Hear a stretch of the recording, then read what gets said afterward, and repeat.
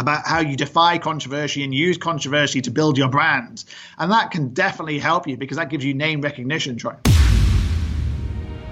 Hello and welcome once again to the Gift Podcast. I am Troy Devine, and on this episode we'll be talking to my good friend, somebody who is not only a CEO, but he is somebody who also supports a very unique Mohawk, and hence the title Chris Mohawk Reed. Amongst his many accolades, Chris is the founder and CEO of two very powerful marketing companies. He is the best-selling author of two amazing books, one of LinkedIn Mastery. He's also been named 2017 LinkedIn Power Profile of the Year. Today we discuss your personal point of difference and why what you once believed to be your biggest shortfalls in life are actually now your most powerful assets. Today we'll explore what's wrong with the outdated model of having to fit in socially, and we'll also discover why being not only you is more healthier, but how it can be turned into a very profitable exercise along the way. If you think you've missed the boat, take a look around your circle of friends and see who is actually leveraging their personal brand right now.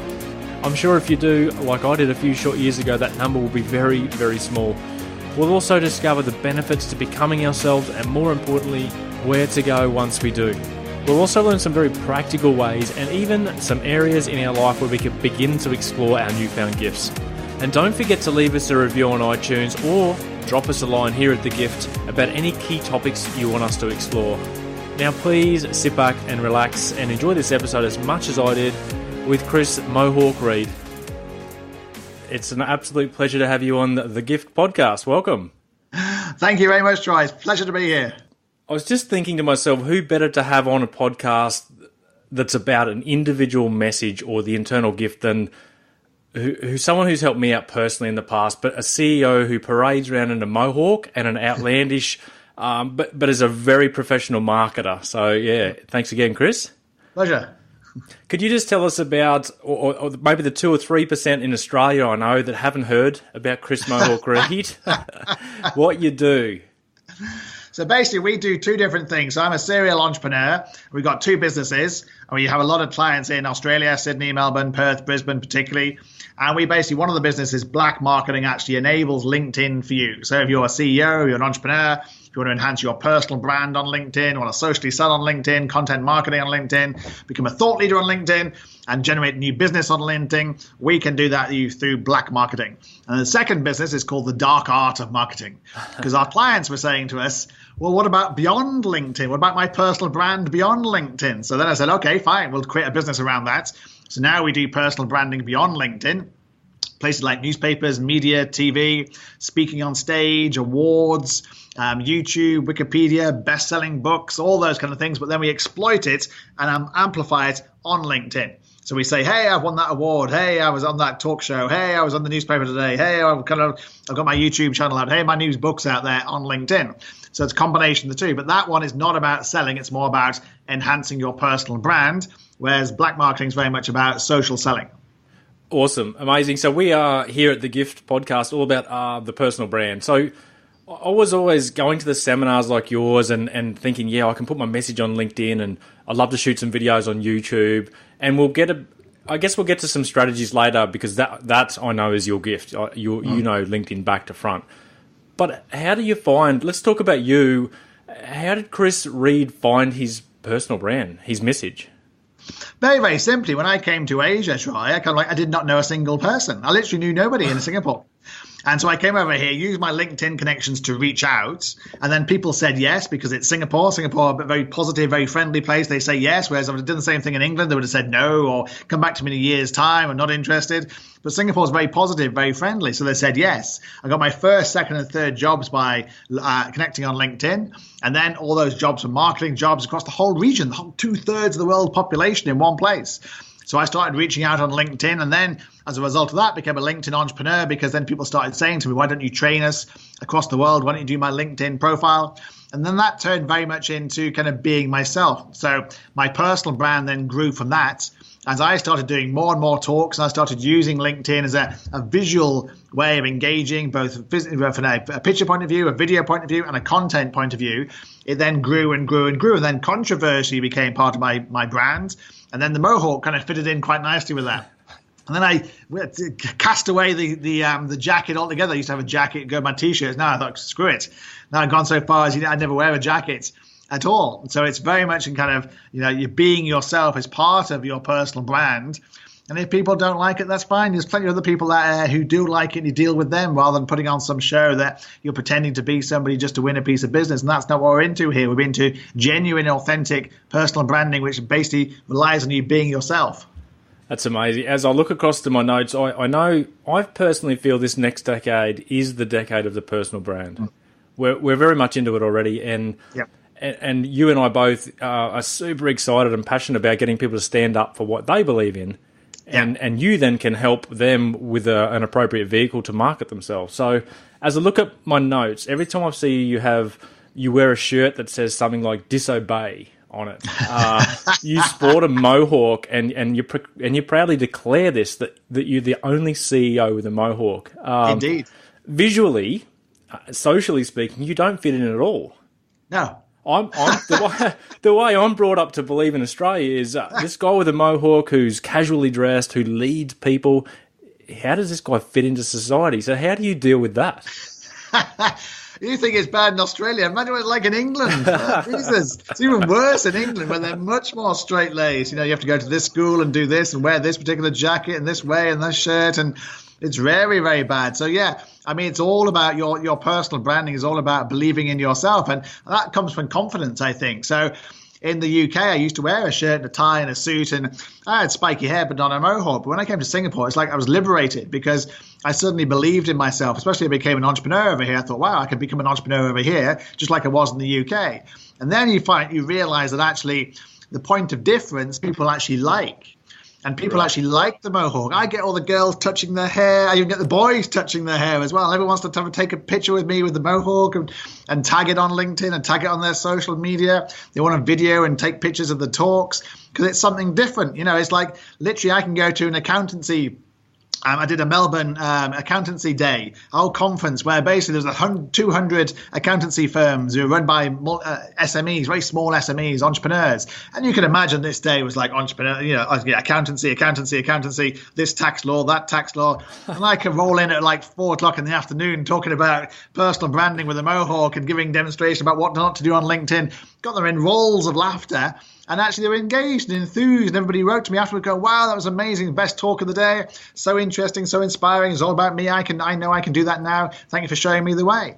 I did the same thing with a social selling conference in Melbourne last week. It's like absolutely amazing. I was at a real estate conference yesterday. And again, they're talking about, this real estate and that real estate. And then I come in at like 4 o'clock to wake them all up and go, wow, this is what you can do with a personal brand. And I got a very good question there. They said, well, you're clearly a marketer. And you got a Mohawk. I can't do that in real estate in Singapore. It's very, very conservative. I said, that's not the point. The point is you can be who you want to be. My Mohawk's just demonstrating what you can be. It's an extreme example. I'm not expecting people to go around with suddenly loads of Mohawks. That would just be weird. Plus, it would ruin my USP. I don't want anyone to do that. I could never be the only CEO with a Mohawk. If everyone started wearing a Mohawk, it could never work. So she suddenly you can see a light going on going, I get your point.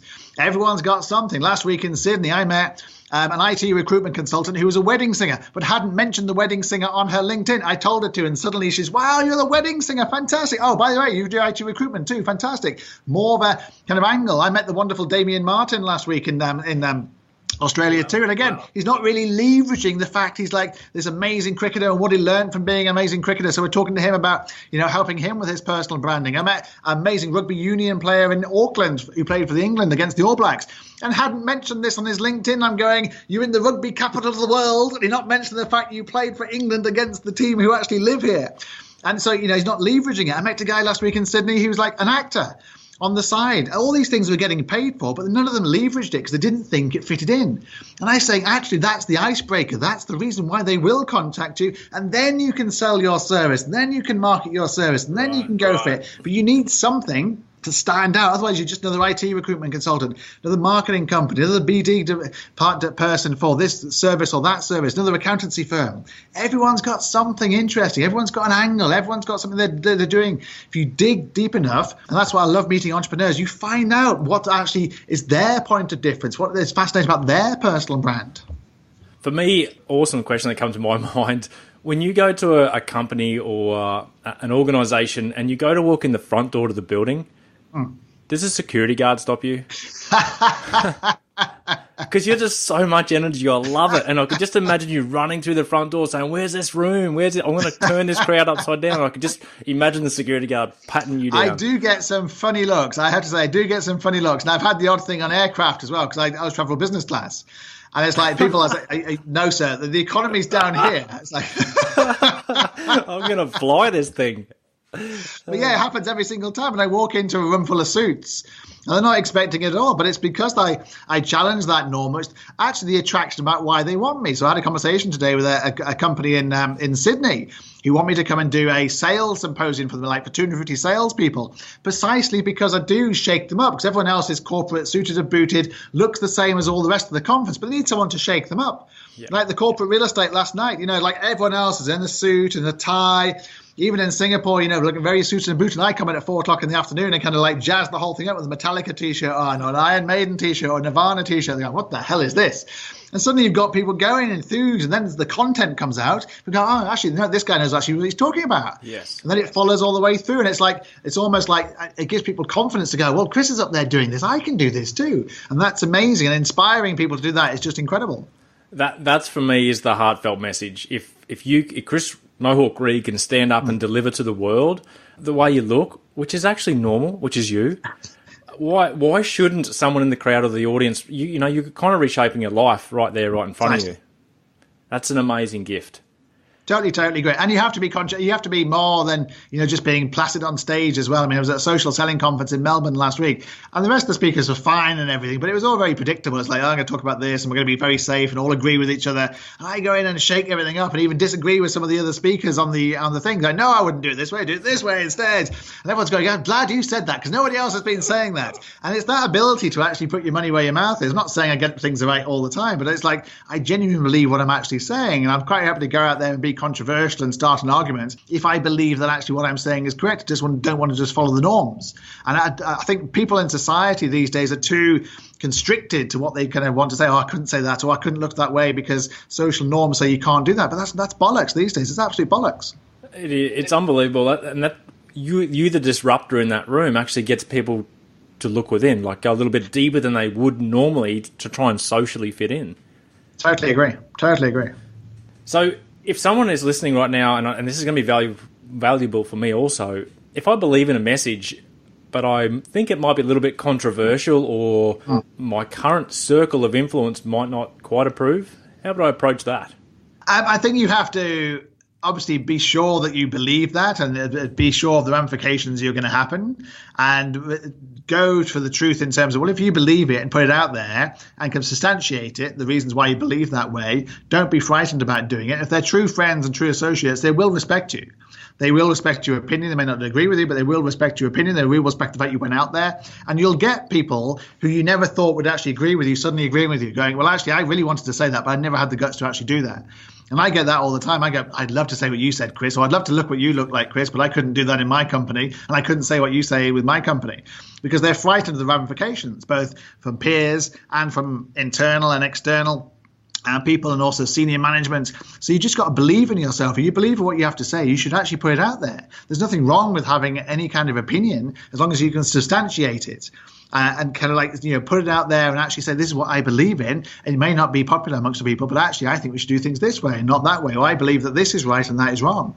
Yes. And for me, if it brings massive value to yourself and others, it's a no-brainer, right? And otherwise, you're living a lie, Troy. You're living basically, you're agreeing with something you don't agree with. And there's terrible things. That just eats you up and goes, well, I don't agree with that, but I didn't say anything. Damn. And that's the worst thing in the world. It's better to say something and say, well, okay, well, you just didn't disagree, but at least you know where I stand now and I know where you stand. At least you can respect my opinion. That's a great thing to lead into now. What was the thing for you before you exploded and just appeared on LinkedIn like this overnight success, which I know you put a lot of blood, sweat and tears behind, but what was that life you were living before that made you think, damn this, I'm going to burst the bubble? I mean, again, coming over to Singapore gives you a huge amount of confidence. You're here and no one knows who you are. Literally, no one knows who you are. There's millions of expats coming through every year. I mean, Singapore's a transient place where you gain and win friends every single month. I gain and win friends, people saying goodbye to me going to Phuket or Melbourne or Sydney or back to the UK or America every single week. Just you have leaving parties all the time. So you get used to the fact that you're basically going to lose people. So basically the stayers is what we call ourselves. It's basically the people who actually want to stay here and make a mark. You have to stand out. Plus you have a series of friends and associates who leave on a constant basis. You have to constantly reinvent yourself to new people coming into the country because Singapore has 1 in 3 foreigners living here. And it's a very transient kind of place because it's a regional hub of the whole region. So you basically have to stand out. So I realized pretty quickly, if you made a mark for yourself in Singapore, it's a relatively small place, you can actually make a mark, a really big mark, and actually be known for positive things and potentially controversial things which can add to your brand as well. So I started doing blogs, for example, that were quite controversial in some of the local media, and actually getting some kind of name. And I actually got fired for one of the blogs I wrote, which actually added to my personal brand and name recognition and the controversy. And people to this day still know the blog I was talking about, and still basically all of them say to me, I totally agree with what you said, Chris, but I would never have the guts to actually go and do it. And of course, because I got fired for actually doing it. So it's about using that.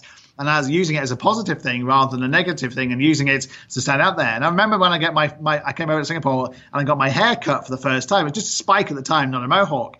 And the girl who was doing it was on Sunday. She said, I love the way you spiked your hair up, but I suppose it'll go down tomorrow when you go to work. I'm going, what? No, it'll stand up. This is who I am. I said, if you worked at a big Singaporean company like DBS or Standard Chartered, you'd have to actually have your hair down. No facial features, no tattoos, basically no personal branding, personal recognition. Can you have a comb over mohawk? I think the comb over, yeah. You can't have any color though if you're a boy. So no color either. So it's like, wow. So I realized pretty quickly that individuality really stands out here because there's not it's not the place to be an individual. It's very much a collective. We're all for the good of Singapore Inc. and we all work together and none of us want the recognition. And that's often a hurdle I have to overcome when it comes to pitching to local entrepreneurs and get them to see the value of their personal brand and believe themselves beyond that. And I find the ones that actually have been to places like Australia, for example, or America or the UK, actually get this more than, say, locals who have never left the country, for example. So it's about that getting that brand recognition. But the more you put into brand recognition here for your personal brand, the more you can actually get engagement, get high profile. And literally now I get recognized throughout the whole of Asia Pacific. Literally I can be in Shanghai airport, a Shanghai gallery, a bar in Hong Kong, a mall in Hong Kong, walking down the street in Melbourne or Sydney, going to an event in either city, and I'll be recognized because of the Mohawk. Yes. Like, you're the Mohawk guy on LinkedIn. You're the Mohawk guy on LinkedIn. The two things, LinkedIn, the Mohawk, and me, because I'm pushing those kind of personal branding things as a point of recognition. But then, of course, you start a conversation.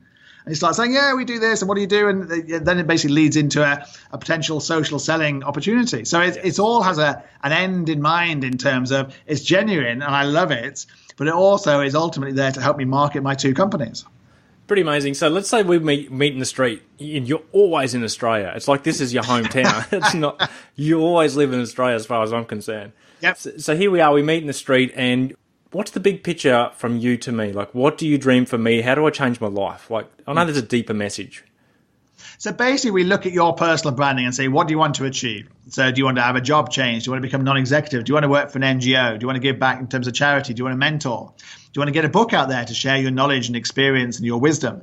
What do you want to achieve? Because we can help you actually do it. And a lot of people don't know how to do it. How do you pitch the media for your services? How do you pitch an event organizer to get you on stage? How do you win an award to get recognition? How do you get a book published? How do you write opinion leaders and put them into newspapers or media or online media you actually want to be? How do you get interviewed by the media you want to be and get your message out there? And that gives you enormous confidence. But it also, we support people doing that. And all we do is we take the essence of what they've got, the strength and the positivity inside them, and just tell other people about it. And a lot of people, particularly in Asia and Australia, New Zealand and England, are very kind of reticent and modest about their achievements and what they do. Don't want to tell people, but there's huge value, as you know, Troy, in actually telling people and sharing, no matter what you go in, success and failure, because people want to learn, people want to know, and you personalize things, particularly through a medium like LinkedIn. People love it. People absolutely love it. The best blogs and the best short posts on LinkedIn are all personal. They're all personal experiences in a business context. I learned this. I failed here. I succeeded here. And people genuinely want you to basically do very well and will also want to learn themselves. So it's very much that about how you can use your own personal brand from within to actually achieve all your personal and career development and your professional goals in a professional capacity or personal capacity. But it all starts with basically bringing what's inside you and take it out. Yeah, it's amazing. When I crashed a few years ago mentally, I was lost. If you were to say that to me, I would say, where do I start? What's my brand? But then I just want to, I guess, reiterate what you said is I just went on a mission to ask questions. Now I know the huge power in asking a better question. But for me, I had to start. So if someone's listening and they're worried about what's my brand, I don't know, well then maybe reach out to Chris. And even the starting of this process will refine that message that you have, that gift, that hidden something you actually think comes so easily you shouldn't be asking for money for it or you can't make a career of. Totally agree. Totally agree. And basically you can go one direction or the other. And a lot of people ignore their instincts. And, they go, we should do this because all our advisors good this, but my instinct says we shouldn't. But we're supposed to be where it should. And it ends up being a disaster. And I find that entrepreneurs say to me, well, when do I know a good idea is a good idea? I said, well, trust your instinct. If your instinct is saying go for it, then believe in it, regardless of what people say. So I'll give you a good example. When I created Dark Art about 4 or 5 months ago, I had a business coach at the time, who's no longer my business coach, who said, no one will ever go for that name and no one will ever go for that service. So 30 clients later and employing 5 staff, and it's now matching the revenues of black marketing only in 5 months. I'm kind of thinking, I think people actually quite like the name and the branding and actually the service as well. So, but he's a very experienced, CEO and leader, and he's fantastic normally. But, I ignored him completely and said, actually, I think people will go for this. CEOs, entrepreneurs, and people who are non-executive directors or authors or speakers, they will go for it because they like to be the independence of the personal branding side of things. But he maybe didn't understand it himself. Because he deals with lots of CEOs and multinationals rather than CEOs of, say, entrepreneurs, for example. So it's a different mindset, but it's a good example of you've got to trust your instinct. So you used the word controversy, and for me, not the whole world's going to love your message. Yeah. But you're going to face controversy. That means that you're on the right track because you are going to serve even if it's a small audience, you could change their life through your message. So controversy is kind of part of the game, isn't it? Totally agree. I'll give you a very good example of that. I did a talk. I was about to do a talk at Girls in Tech here in Singapore in the LinkedIn building. Did 2 weeks of kind of pre-promotion for it. I sent over the deck kind of a few nights beforehand because they wanted to check it out. And it featured an entrepreneur in the States, a female entrepreneur in technology, but she happened to sell bikinis. So she's a very famous, controversial star in the States. And they asked me to remove it all. And I said, but it's a female tech entrepreneur. You're Girls in Tech. You're supposed to be basically showing people that actually it's great to be yourself. And this lady is herself to this day. She remains true to herself. She's very controversial because she used bikini to actually sell her product because, funny enough, she runs a bikini website. She's a bikini entrepreneur. It's a bit hard to sell bikinis if we don't actually show bikinis. So it's a bit kind of like, well, this is just her product. The point was that she got banned by LinkedIn because people complained about the fact she was using bikinis, even though it was part of her business. And then she got reinstated, now a millionaire because of it, because she made millions. And now people offer her manufacturing deals across the States, across the world. She's a megastar. She drives traffic from LinkedIn to her website to buy because it's quite affluent, it's quite designer, it's quite upmarket kind of bikinis. And she's wonderful. She does entrepreneurial, inspiring talks. But Girls in Tech then banned me because I was disagreeing with them banning this. And that's part of my controversy. I'd rather basically say to them, I want that content to be out there and not do your talk, rather than you have kind of like censor it and censor it and censor it and censor it to such a degree where I may as well not do the talk because the content is not what it is. Plus, I want to inspire people using this because actually she's an inspirational figure for women. And it's for Girls in Tech and she's a woman. It's not as if I'm going for a man who's doing this and selling sex. She's selling bikinis. Yes. And you're women. You're supposed to be, and she was using content marketing. She's just normal entrepreneur. And she went from like 1,000 connections to like 80,000 connections overnight on LinkedIn because people said, wow, she's amazing. She's actually believing in herself. She's backing herself. She's going it, even though she's getting abused on LinkedIn left, right, and center for peddling sex and peddling pornography. It's like, it's bikinis. Get over it. Yeah. It's bikinis. That's not so you have to basically go for it. I admire her, and I use her in my talks about how you defy controversy and use controversy to build your brand. And that can definitely help you because that gives you name recognition, Troy. Yeah, absolutely. So you got to stay true to the course. Definitely. That's what you're saying. If it comes from within the heart, I mean, for me, even you and that girl we just spoke about, and me, you actually never know the full reach of the life-changing message you put out there. Like someone listens to one word you say, or even your actions, you standing up on that stage, delivering such a powerful message, dressed the way you dress, it changes a life forever. Definitely. Totally agree. I don't think people underestimate the power of themselves. Definitely. Yeah. So I mean, if people are questioning. If people are really questioning their current direction in life and they keep saying, I wonder if I'm heading the right direction, a huge giveaway for me when I quit my 9 to 5 a few years ago, just before my crash, I asked someone, how do I know whether I should be quitting my job?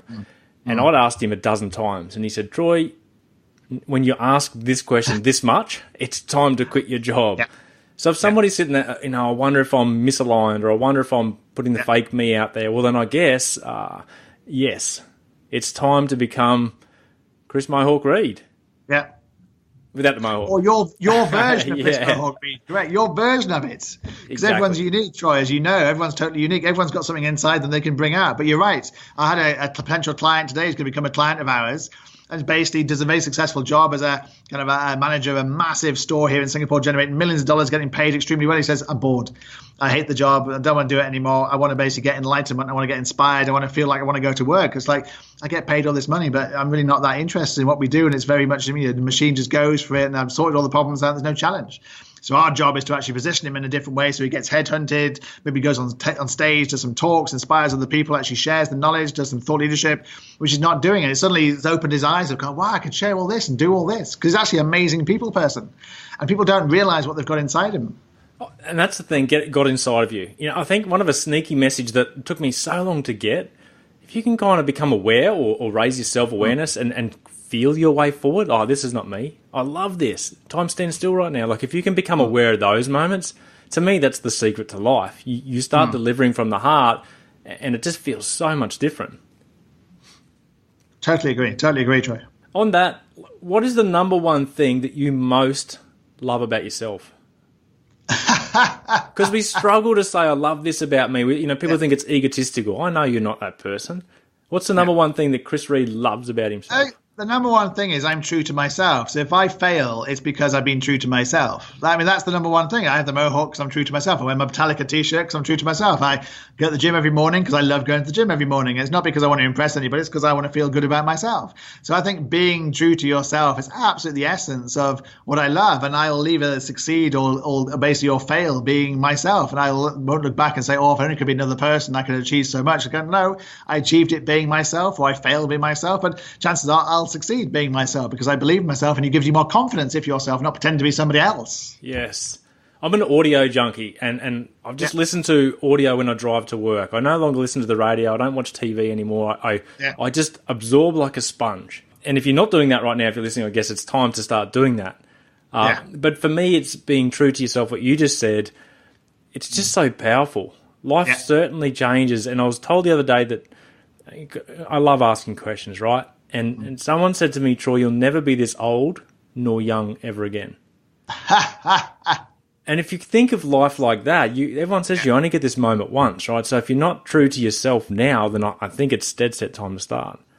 Totally agree. I mean, in a very, very basic way, it's like, it's not when I was a member in my 20s, for example, it's not the girls I went out with that I regret. It's the girls I never asked that I regret. I agree. Especially when they come up to you like 5 or 10 years going, you know what, if you'd asked me out, I would have gone out with you. And you go, damn, you missed all that time. So now in Singapore, I just ask everybody out. It's like, I don't care if you're going to say yes, no, and basically you'll say yes or you'll say no. And the chances are I'll get more yeses than no's because I'm just up front and go, do you fancy going out now? And Singapore is the kind of place where girls are quite happy to say yes or no to your face kind of thing and just go for it. Yeah, don't take life so personally. Yeah, I just love that. If you're someone who takes things, personally, you're going to struggle to step the right foot forward. Yeah, totally agree. So when does Chris Reed feel most alive?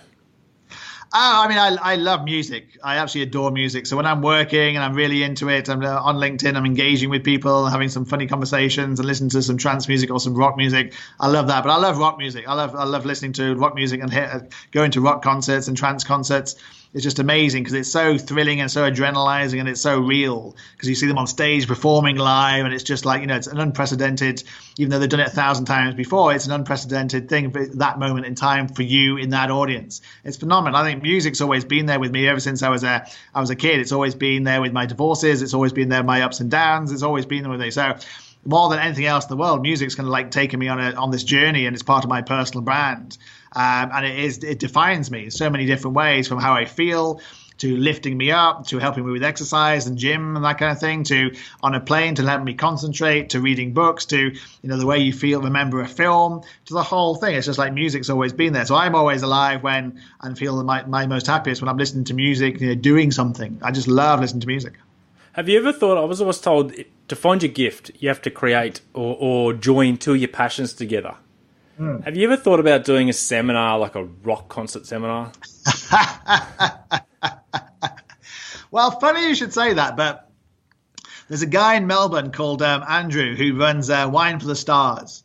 And he has the most amazing job in the world, because what his job is to go around backstage to all these big rock concerts like the Foo Fighters and Muse and actually give them wine. And actually talk about wine and then give them the wine they want. So he researches all the wine. He talks about the wine. He goes backstage and pours the wine. And he ends up at 6 o'clock in the morning still, having drinks with the Foo Fighters, having a great time. But he gets involved and he combines his passion for rock, which he has a real passion about, for his passion for winery. He's got a massive vineyard. And he combines the two, which I just think is absolutely phenomenal. So he's combining those two absolutely amazing things and actually saying, I have a passion for wine, passion for music, and I'm going to put the two together. And he's the only guy in the world doing it. And people, literally, he does this tour for, go, wow, I never knew this service existed in the world. He's the only guy in the world who's going around and giving a personalized service to rock stars with his personalized wine. It's just phenomenal. Unbelievable. That's it. I want to see the Foo Fighters, a random topic. I want to see the Foo Fighters next year in Australia when they come here. Oh, they're amazing. I saw them in Singapore a few weeks ago. They're phenomenal, absolutely phenomenal. They're doing like 5 dates in Foo Fighters, aren't they, in Australia? Yes. Oh, big fan. You love them. Big fan. So we talked before about the high. I always see Chris Reed as a massive high, like his energy. You deliver 100% or 110% from the heart. You mentioned before that music's always been there, the highs and lows. Give us an example of a low. Like, obviously, everyone goes through lows, and we always got to remember we're moving through them. But just share a low for us, and then what it did for you. My lows have been I would say my failures in my marriages. I've had 3 marriages and 3 divorces. So I'd say my lows have always been that when I've realized that I'm not happy and I want to change something. I'm not the kind of person who just stays married or stays in a relationship because it's the normal to do thing, the conservative. Even though I get told by my parents and my friends saying, no, you have to give it a go and give it a stick it out. Say no. My instinct is telling me I've given it a go and then basically I'm not happy and I'm going to move on. I don't care about the circumstances, which some people say is selfish. But I've always been happier leaving that situation than I have been being in that situation. So that's always a low. No matter what you do, divorce is always a nasty thing to go through, and it's not a particularly positive experience when you do it, but it's positive when you get out of it and you realize the freedom you have outside of the kind of the way that people view marriages, and particularly if people change within marriages, for example. So, and I have 3 kids. So for my 3 marriages, so it's like that's obviously not be able to see them every day is obviously a down as well. But you get over that by appreciating the time you're with them when you do see them. So you basically those are more personal things which are basically defines you because you become more resilient. You become more, I'd say, more determined, more focused to provide for them. You're more determined to have a go at the next relationship, or just basically give up on a relationship altogether and just say, well, I'm just going to enjoy myself. Rock concerts. Hundreds of women instead of just one woman. I think it comes back to kind of like being yourself. And I think relationships is one of those strange ones where people think they need to be in one all the time and be with one person all the time to be happy. And that's just not the way that people are built. For you just to share that, me, hats off again. Like there you are. I didn't know that side of Chris Reed, and to share that, most people hide that sort of information. And like we said before, this is real. This is raw. Yeah. This is who we are.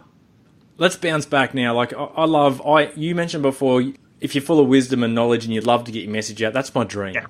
Yeah. Like I went on this big journey on what am I built for? Enlightenment just sings when you said that word before. And you're a best-selling author. I'd love to know more about that. How did you become a best-selling author? Well, so basically just having the balls to put my book out. I'm actually a best-selling author twice now with both the brands. The personal branding from entrepreneurs just come out, and LinkedIn Mastery for entrepreneurs. So it's all about kind of having the balls to actually get out there and be shot down for it, and actually saying, I'm going to put this book together with my blogs and my talks, and actually I think it's valuable. I get paid to do this every day, so why don't I put a book out there and share it? And it's wonderful to see, and that's what inspired the second book, is saying, well, I could do this once, I can do it a second time. And it's actually people are interested in these subjects. People often say to me, particularly this book, the LinkedIn Mastery book, people often say to me, wow, that's amazing, it's changed my life. I read this book, changed my LinkedIn, and won a business. Or I got this employee, or I won that investor as a result of changing things in that book. That's powerful. I mean, that's really, really powerful. Just by sharing knowledge, you change someone's behavior. They then change their lives as a result of it. They can then feed their kids or build a business or employ someone, which has a knock-on positive effect to that family and that system and that ecosystem. And it's just fantastic. So the second book is also built on that, but more about personal branding. And I do talk about the Mohawk, and I do talk about being fired in my job and those kind of things in that book, for example, because it's all about personal branding. It all makes you up. It's not all positive stuff. It's not a lot of the time. It's negative stuff and setbacks that actually take you to that next level and iterate you in make you iterate in a certain way. So having the having the books out there is a fantastic way of actually sharing it, particularly when people actually say that's amazing and I've changed my life as a result of seeing your book. So you could do the same thing. I'm sure. How many books have you got out there, Troy? 0. Oh, come on! You gotta be sharing your book out there. Everyone would be fascinated by your book. Let me explain that, because recently I had someone who lived in their head. And I'm not alone. There's millions, 100 million people out there. I had so much going on in my head, I didn't know where to start. I was stuck. And I'm sure that's why you're in my life, because I know I'll be knocking on that black marketing door very soon. For me, what's my blueprint? Okay, it took me a long time to realize that I just need to ask better questions. Yeah. And now I love asking a real deep and meaningful question, because I create also an environment that makes people present and aware of themselves. So they start to get raw, and that's what I love now. Yeah. So I can't wait to get knock on your door, and then you tell us a bit more about that. If someone wants to reach out to Chris Mohawk Reed and the companies, how do we do that? I mean, the obvious place is LinkedIn. I mean, that's where people come to me like time after time after time. Just reach out to me on LinkedIn. You want to have a cup of coffee? You're in Singapore. You want to have a Skype, have a call. 99 times out of 100, I'll always say yes, unless you're flogging some IT service or some security service, or you're financial independent, or financial wizard, financial wealth consultant. You get a lot of those in Singapore. But just reach out to me on LinkedIn. And literally, because people reached out and said yes to me when I came to Singapore, I now do the same thing. So people can reach out to me and I will say, yes, let's have a coffee, let's talk about things. Or they might just want to reach out to me and say, look, I'm not going to employ you, but I need some help in my LinkedIn profile. Can I have a chat? Yeah, by all means. I'm very happy to give back to you, because I don't know where you might lead. You might lead to somebody else and say, wow, you should use Chris, just even if it's not that person directly. So if they just reach out to me on LinkedIn, then basically it's free on LinkedIn. Just go to my LinkedIn profile, send me a little message and say, I'd like to have a chat, like to have a Skype, like to meet you. And I will happily kind of have a conversation with you. Do you ever sleep? Because how many interviews and conversations can you fit in? My doctor, I had a health check recently, because my gym's fantastic. Every 6 months they give you a health check. And my doctor said, basically, you need to sleep more because I'm trying to build up some muscle. And he said, basically, you only get 4 to 4.5 hours sleep a night. Wow. Because I'm so alive with ideas. And they said, if you really want to build up muscle, you have to sleep for 8 hours. I said, I can't sleep for 8 hours, even at the weekend. I find myself waking up at 6 o'clock in the morning on a Sunday, and I go to the gym and I start doing work. I'm not one of these guys who basically sleeps in. I'm not one of these guys who kind of goes to a beach and sits on the beach thing and gets sunburnt and all the rest of it. It's just like, I can't do that. I can't stand still and not do something, not create something, not engage something, not get on LinkedIn or write a blog or talk to somebody about business or talk to somebody about their personal brand. That's just not who I am. I think so. You can't force yourself to be something you're not. So I rarely sleep, because I think when I was younger, there's a great saying in Ireland said, "You're long enough dead." And you can sleep when you're dead, basically. So, if you want to go to sleep, fine, sleep, but you're missing life. So, these people who basically sleep all day and kind of don't do any work and say, well, you're missing out on life. You need to get out there. And I know I'm lucky that I live in a tropical island, so it's actually very easy to get out because it's light, it's bright, it's humid. And in London, my second wife, for example, suffered from depression because, as soon as January hit, Jesus. And there was no bringing her out of that because it was so dark and so miserable in London in January when it's all dark and basically you go to work in the dark, it's dark all day and you come home at dark at nightness and there's no Christmas to look forward to, New Year to look forward to. It's a very depressing place, whereas Singapore's the complete opposite. It's a very enlightening, very inspiring place. You go outside and go, wow, that's amazing. It's still hot, it's still sunny. It's humid at 28 degrees, 29 degrees at 10 o'clock at night when you're coming out from the bar or the pub or the restaurant or the theatre or a concert, for example, or you're walking home because you can in Singapore because there's no violence, there's no crime. And it's just an amazing place to be. So I think you also pick your own situation in your own place. I picked Singapore by chance because I was looking at Hong Kong, Singapore, and other places in Asia, and Singapore just came about. It's one of those kind of lucky things that kind of came about. But I was getting more depressed in London because London can be quite a depressing place when the weather turns. And that's during a recession and that kind of thing. So you have to basically, I think, fit your situation, the place to fit your mood and who you are as well and go there. And if you don't like where you are, change. People it really gets on my nerves when people say, oh, I'm really depressed where I am. So, well, change. And no, I couldn't change because my family here, my friends are here. So, well, it's not making you very happy. Change. Go somewhere where you have no family and friends and actually make new family and friends and go for that. Because, if you're not happy where you are with the current family and friends, then I'm sorry, but there's something wrong with your ecosystem and you need to change it. People do think, no, you got to be loyal to your friends and family. And the whole of the UK has met people like that. I know people in my hometown of Newcastle who are still there from when I left 25 years ago. And they're still in the same place, in the same pub with the same people and the same job. It's like, oh my God, I couldn't do that. And even people who stay in London, it's like, oh no, we don't move out of London. It's like, well, there's a whole world to see out there. And we live in the most exciting region of the world in Asia Pacific, where it's all happening and all dynamic and all changing, and you have 100 different cultures and 100 different countries, and they're all different and they're all wonderful, stimulating.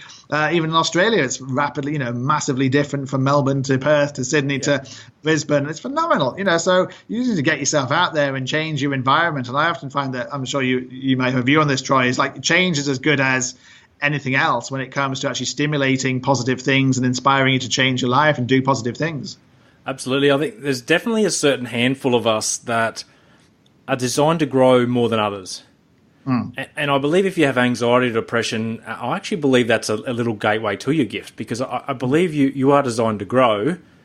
So exactly what you just said then, Chris, you don't have to move to a different country, but you just have to change your ecosystem, move towns, move suburbs, move states, because you are designed to grow and you're actually restricting that flow, that natural flow from within. So that was it for me. I can't speak for everyone, but you've just hit that nail on the head.